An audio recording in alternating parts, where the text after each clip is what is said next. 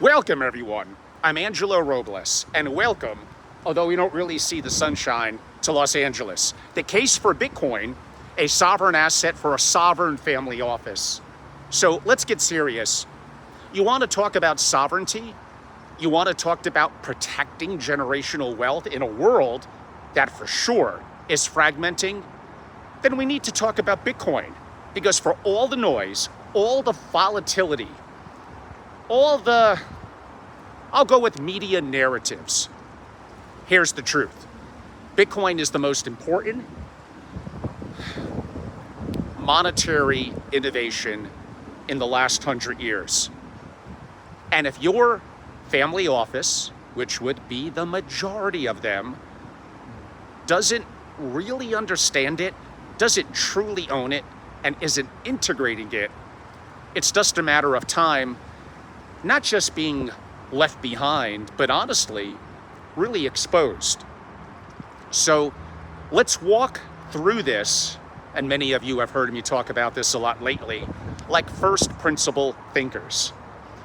So I think one thing that's really important to understand is no central bank, no single point of failure. Bitcoin is decentralized. There is no single point of failure. Like I said, no central bank to inflate it, no government, well, per se, to seize it, no bureaucrat to mismanagement. This alone makes it radically different from everything else you hold. The US dollar? Come on, controlled by a political class, addicted, of course, to debt and dilution. Real estate? Well, taxed, well, you could get creative. Regulated, sure, and vulnerable to local jurisdictional risk, for sure. Even gold, while sovereign and beautiful, I love it too, is bulky, slow, and centralized in vaults, unless it's your own, that you may not fully control. Bitcoin doesn't care who's running for president. It doesn't care what country you live in. It doesn't care what your passport says. It exists beyond the state. That's why many of the smartest voices, like Michael Saylor, don't call it crypto. They call it more digital property.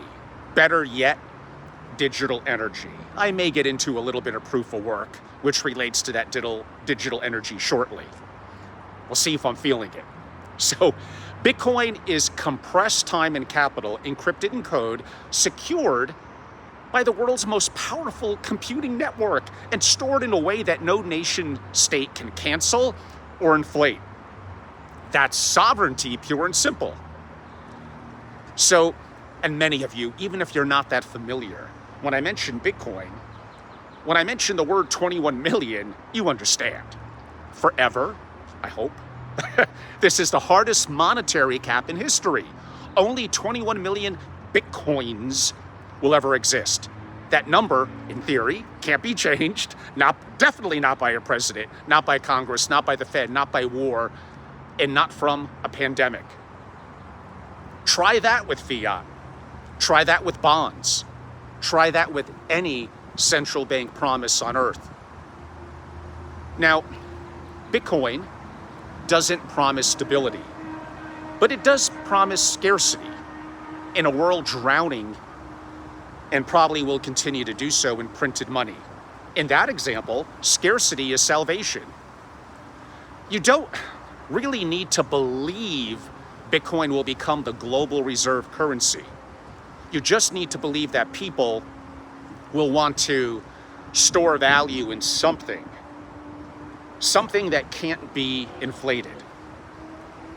Now, I could also talk about things like self-custody and self-sovereignty. The beauty of Bitcoin is that you don't need permission to own it.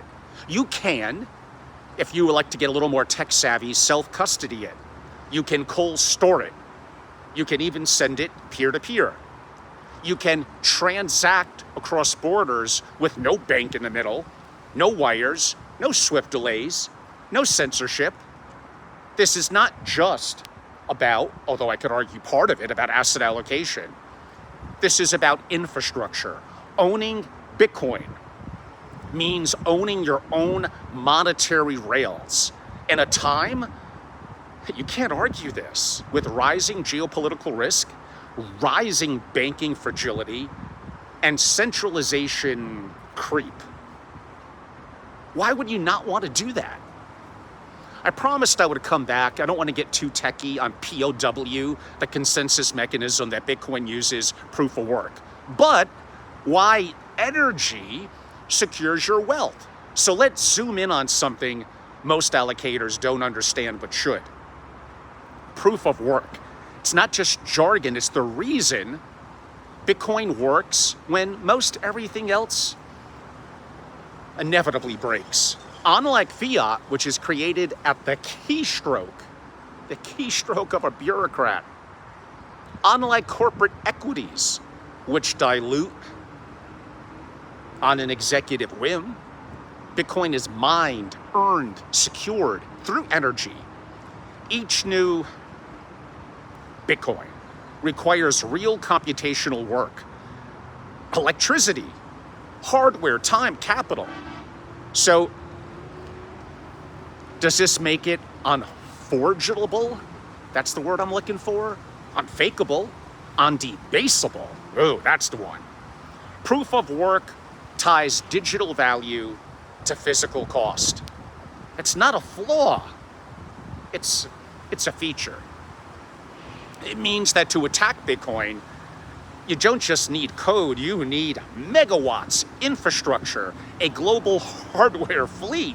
And even then what happens? The network adapts, it hardens. To some degree, I'd go as far as to say it defends itself. Proof of work gives Bitcoin thermodynamic finality, a level of security that surpasses any central bank ledger. This is not just about decentralization, it's about credibility, integrity, immutability. I mean, we're entering into a world of deepfakes, of fiat delusion, and of algorithmic manipulation. Bitcoin's value, and I know you may have heard Michael Saylor talk about this, Bitcoin's value is secured by something real. It's called energy. And energy, unlike trust, can't be faked. Now, I think I do have to mention, because this plays into it, let's go with the Trump factor. The regulatory shift that is now and even more incoming. Now, let's talk politics. Trump has signaled something very different than the prior administration. While Biden's team weaponized regulation, choking crypto banks, targeting DeFi, and waging a subtle war, or not so subtle, on innovation, Trump, right or wrong, is leaning in, talking about protecting self-custody, reforming the SEC, even exploring a U.S. Bitcoin reserve, something previously so unthinkable. This matters because the regulatory fog, I don't know if it's totally lifted, but it's lifting. Institutions that once feared crypto, and Bitcoin especially, are now building desk. This is asymmetric upside. When the US aligns with Bitcoin through policy clarity, like the spot ETFs that we see, the ETF infrastructure, potential treasury backing, I mean, the game changes. So I just mentioned ETFs. Institutional legitimacy is here. The launch of spot Bitcoin ETFs is not just a market event, it's a credibility shift. Don't you see this? Now single-family offices, RIAs, and institutional allocators could far easier access Bitcoin with full compliance, custodied exposure, and transparency. Now, you no longer need to be crypto native. It's not as complicated. Now, I may state, not your keys, not your Bitcoin, but we'll save that discussion for a different day. I mean, you kind of just need to be awake and take action.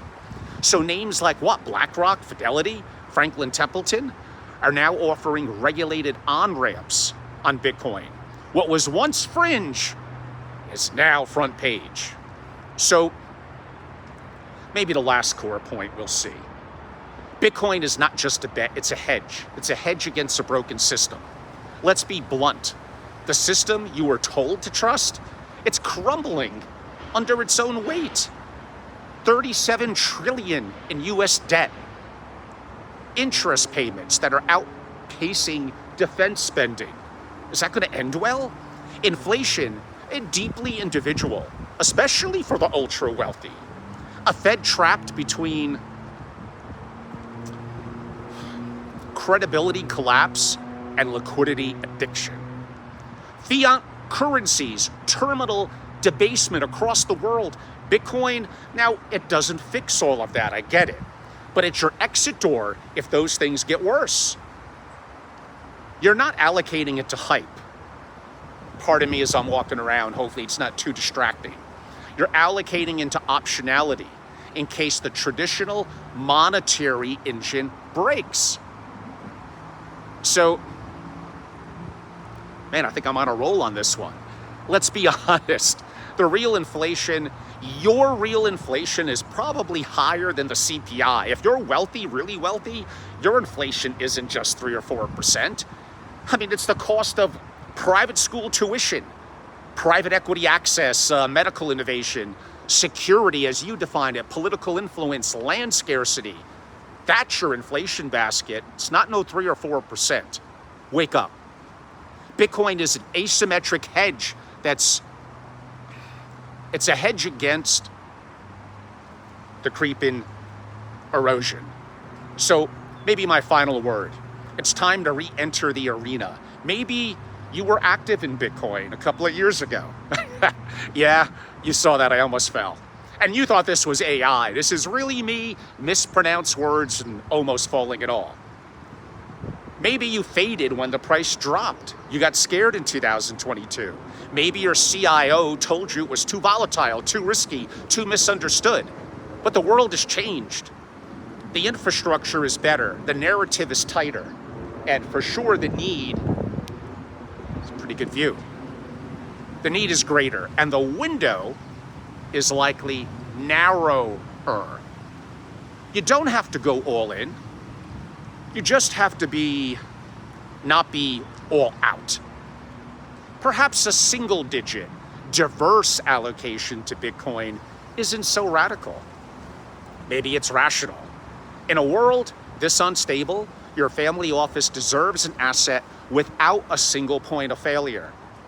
Because if you're not holding Bitcoin, and we could argue the various ways to do that, then who exactly is holding your money? You have definitely most other assets, that single point of failure could even be your brokerage account or bank. What happens when they fail? Think about this. I have been active in Bitcoin and broadly crypto for a number of years, and I held on in 2022. I ended up, at least for now, being correct. Am I going to put 30 to 40% of my portfolio there? No, although I know some incredibly smart people that do. Maybe I don't have the guts for it. I've been active in the single family office community for decades, and what you should do, and why I think my content is more deeply intellectual and unique, is join my private membership community.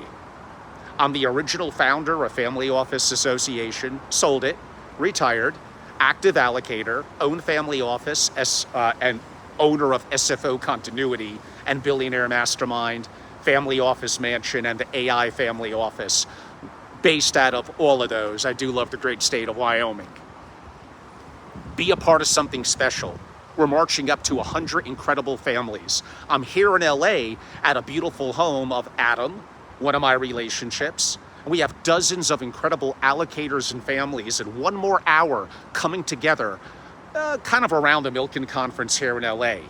If you're a member, you could be a part of this. And not just superficial. My proprietary content, direct access one-on-one to me, my network, the other, most importantly, incredible families that are a part of the network. And all the subjects that I'm talking about, not just superficially, even a little bit in today's video, but a deep dive, some level of hand-holding and help. We're something special at SFO Continuity. We're far deeper than a generic event company. We're far more a private intelligence and strategy network for among the world's most successful families, and you need to be a part of it. Go to angelorobles.com and join today. Again, angelorobles.com. Email me anytime, angelo@angelorobles.com.